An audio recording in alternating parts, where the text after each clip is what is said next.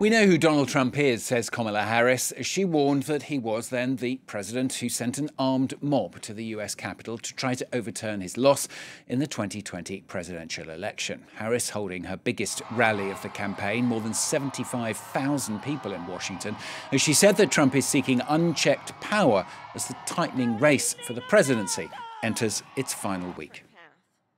And I ask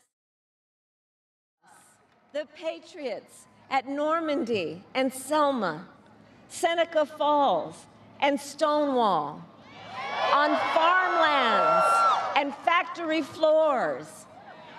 They did not struggle, sacrifice, and lay down their lives only to see us cede our fundamental freedom. They didn't do that only to see us submit to the will of another petty tyrant. These United States of America, we are not a vessel for the schemes of wannabe dictators. Kamala Harris there. Well, let's discuss the latest then with our international affairs commentator, Doug Herbert. Doug, before we talk about the message that we heard there from Harris, the very symbolism of the place where she was talking is important as well, isn't it? The place is, in a sense, the message, Stuart. You're right. The ellipse in Washington, right across from the White House in a small park, is basically what many consider to be the staging ground for a crime. That crime being the now notorious assault, deadly assault on the U.S. Capitol on January 6, 2021, by a mob of Trump supporters. This is the pulpit from which, the ellipse, Trump had given a speech prior to that deadly assault in which he exhorted his followers to, quote, fight like hell. What they did after that speech, shortly thereafter, is they headed towards the Capitol. And they tried to basically stop Congress on January 6th from certifying the results of the 2020 election, results that showed that Joe Biden beat Donald Trump. To this day, Donald Trump obviously still denies that he lost the election.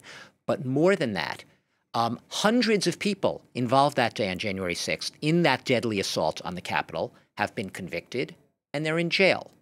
These very same rioters are people that Donald Trump, to this day, says are patriots, in quotes, and hostages, in quotes, and says that if elected, it will be Liberation Day for America, but also for essentially these imprisoned people whom he says he intends to pardon. That's setting the scene. That's why the ellipse is such a stark contrast. Her speech was trying to set a very different tone in a very symbolically charged place. Basically, it's very simple what she tried to do. She depicted Donald Trump as unstable and obsessed, bent on revenge against those he perceives as his critics, his opponents, vowing political retribution against them. She said that she, unlike her enemy, well, it is her enemy, but also unlike her rival, she didn't use the word enemy, Donald Trump, who would come into office with an enemies list, she would come to office with a to-do list. And this was really the tone of the entire speech. She urged voters. She was not just speaking to the 75,000 people gathered at the ellipse. She was also obviously speaking to the country in what was depicted by her campaign as a closing argument.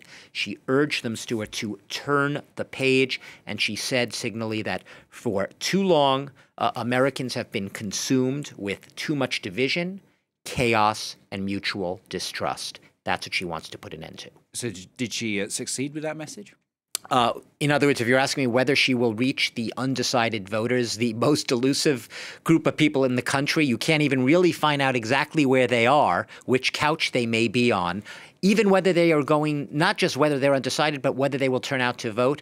Obviously, this is really, really a tough call. And sometimes it's right down the line. Some people, there are signs after they hear speeches like this, do say they're swayed by it. Some people even said in the moments and hours after Donald Trump's grievance-filled campaign rally at the weekend at Madison Square Garden, New York, which was laced with diatribes against Puerto Ricans and blacks and Jews, the list goes on, that they were inclined to perhaps have second thoughts. These are not the MAGA diehard who will vote for Trump. They are immovable no matter what. These are the people who may have been Trump supporters, but maybe inclined to consider casting a ballot for Kamala Harris. That's who she's reaching to. It's only 6 days now to the election, 7 when she made this speech. Hard to say, Stuart, definitively how many of those critical slivers of swing voters she has swayed, if any, and whether or not they'll compensate perhaps for other voters that Donald Trump is swaying in the final days of this campaign. Donald Trump was in Pennsylvania, speaking in an area that has a lot of Latinos. Bit of a hiccup, though, for the Democrat side. Something Joe Biden said came into play as well. Yeah. Could I start with the pre-hiccup? You're absolutely right. There was a bit of a hiccup. I'll get to that in a second. Why was he in Pennsylvania? Why was he in Allentown, Pennsylvania specifically? This is a Latino majority city. There are nearly 500,000 Puerto Ricans in the battleground state of Pennsylvania. I think the biggest share of those voters are Puerto Ricans. Of the Latino eligible voters in the state, they're Puerto Ricans. So he was targeting that community. He did not make any reference to the remarks I was talking about at that Madison Square Garden rally. A comedian who opened the rally saying that Puerto Rico was a floating island of garbage. He did not talk about that. But he was clearly trying to make a pitch to the Puerto Ricans to do some damage control. As the campaign says, they don't reflect his views. He was trying to prove that he loves Puerto Ricans and Puerto Ricans love him back. What happened was, during that, the news broke that Joe Biden had made some remarks. He was also on social, in a video to a Latino group. He said what appeared to be an insult to Trump voters, what appeared to be to Republicans, a flashback to Hillary Clinton, notoriously in 2016 on the eve of that campaign, calling the MAGA voters, Trump supporters, deplorables. We all know the history of that. We all know the backlash that ensued after those comments, which she subsequently retracted. Now, she meant to call them deplorables. Joe Biden, on the other hand, contests he did not mean to call any of Trump's supporters garbage. In fact, his campaign was quick. The White House was very quick to send out a transcript of the remarks. Joe Biden has a stutter. He often speaks in broken sentences. He says his remarks were completely misconstrued. And what he meant to say was that the rhetoric used at that rally, and specifically the rhetoric by this Trump supporter comedian who called Puerto Rico a floating island of garbage, that's what he was calling garbage, the absolute rhetoric. So it was the supporter, apostrophe S, the supporter's rhetoric was garbage. And that was a clarification that Joe Biden himself subsequently made then via on the X platform, on Twitter. So basically, this was not a case where he intended to say garbage. Hillary Clinton intended to say deplorable and call them deplorables. Now, that said, I'll leave you with this thought, Stuart.